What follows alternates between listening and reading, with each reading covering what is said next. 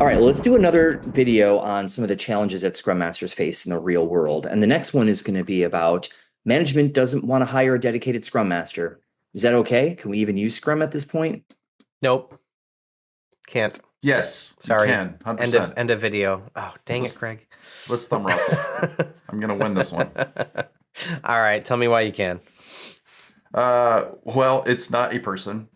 If we want to get like semantic about what the Scrum Guide says, is Scrum Master is an accountability. It's not a person. So unlike the product owner, where it's a single person and the accountability, there's one product owner. Kind of insinuates that you can't have multiple people sharing that hat. Essentially, the Scrum Master doesn't say it's one person. It just says it's an accountability. So deriving from that, yes, it's feasible. It's allowed from the Scrum Guide's perspective. But now what? Because I haven't answered the question of like, so how does that actually work? And is it effective?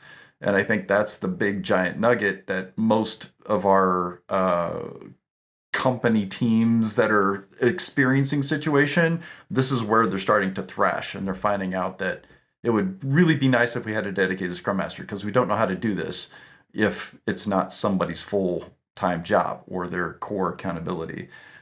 So I haven't answered the question other than saying, yes, I mean, Scrum Guide allows for it, but how to solve it?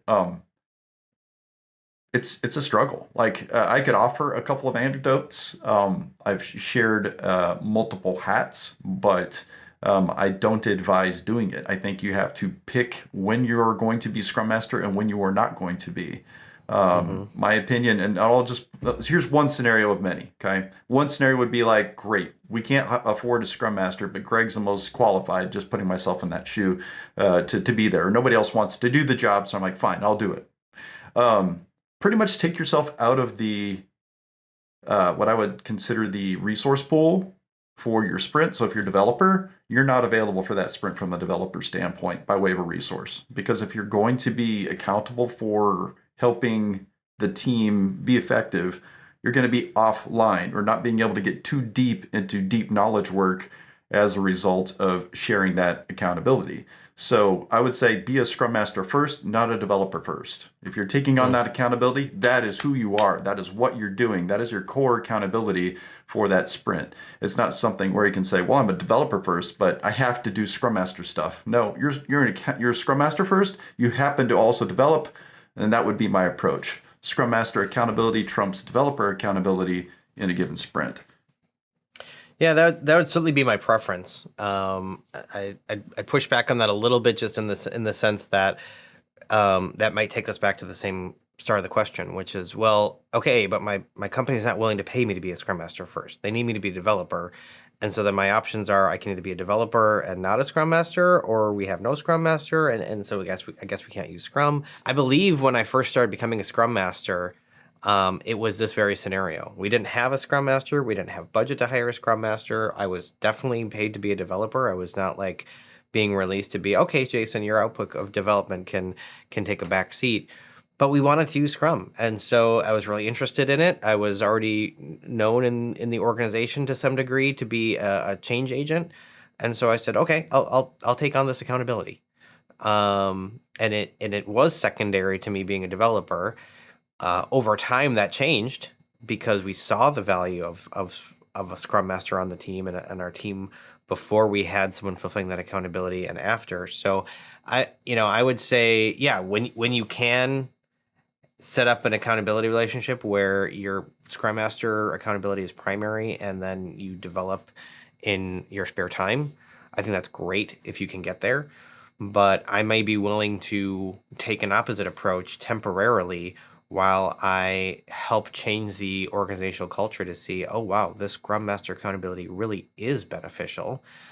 We are getting more value out the door, or we are pivoting more quickly, or we are tearing down these organizational walls that were built in a waterfall era and no longer make sense for Scrum teams. I may be willing to put up with a temporary transitive state where I'm fulfilling the Scrum Master accountability here and there. And if you do have to wear two hats, I would just also add, it's really important that you're transparent with your team and frankly with yourself, which hat you're wearing at any given time. I was part of a team once where I am the Scrum Master. And I was also the manager of the person who was the product owner. So the product owner reported to me. And hi, Nick, if you're watching. And there were some times where, he just gave me some feedback where it's like, I don't know if you're speaking as my boss or the Scrum Master. And I was like, oof, that is on me. I apologize for that, right? And so we had to have some conversation of clarifying of like, when am I wearing the Scrum Master hat and when am I wearing your boss or your manager hat? And so if you're going to wear multiple roles, make that really, really transparent of when you're speaking. Am I speaking as the Scrum Master or developer at this moment? I don't know, Rob, what do you think? Yeah, I mean, if you worked on a team of software developers and you're writing code and there's 10 of you, but the company doesn't want to spend the money to have somebody maintaining your environments and maintaining the proper tools and updates and making sure the machines are optimized and that even the process for delivery is sort of streamlined, then we're just, a dozen people getting together writing code whenever we want, whenever we feel like it. And if we're doing it on somebody else's nickel, we might not even realize that we're completely not optimal for what we have. And with a Scrum Master being dedicated, it's more or less like having that person on your team that's making sure that we all have what we need. We all have the right tools. We're not spinning our wheels doing wasteful work and helping us be better as a team. While that's their focus, our focus can be making the code or making the product.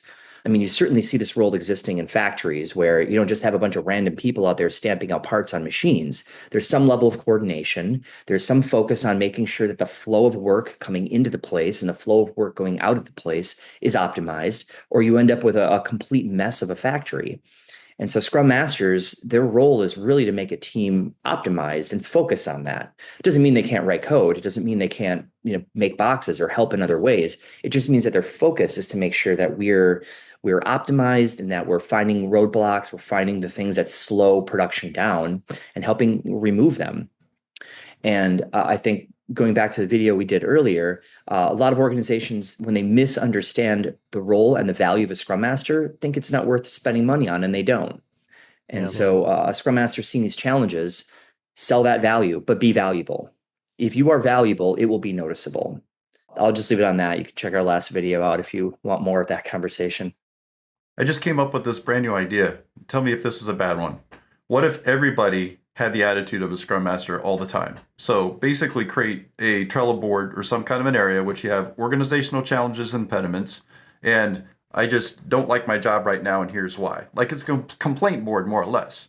And essentially anytime you feel it, I mean, heck, wire up something with Zapier to say hashtag or / org, and then I don't like this. And then boom, it just gets dropped into a column where it can be visible. And then every retrospective or every so often you can actually go back and say, oh, dang, that's all the stuff that showed up. Because a Scrum Master can't even get that kind of spidey sense, especially in an asynchronous world where everyone's working remotely. It allows your feelings to be emoted very quickly onto a visible board. So increased transparency. I feel like one way we could do this without a formal Scrum Master essentially is increase transparency to the point where you can't ignore the organizational impediments and you can't ignore the things the team needs to get better. So if I could say, I don't like our environments, they're too difficult to manage. Say something the moment you feel it. Don't wait till a retrospective. The organization's causing me a lot of headache with this. Okay, put it down now, as soon as you feel it. And let that just kind of be an emerging things, because if you can fix the team and the org, isn't that kind of what a Scrum Master kind of does? I don't know. Just a thought. I've not tried it in the real world.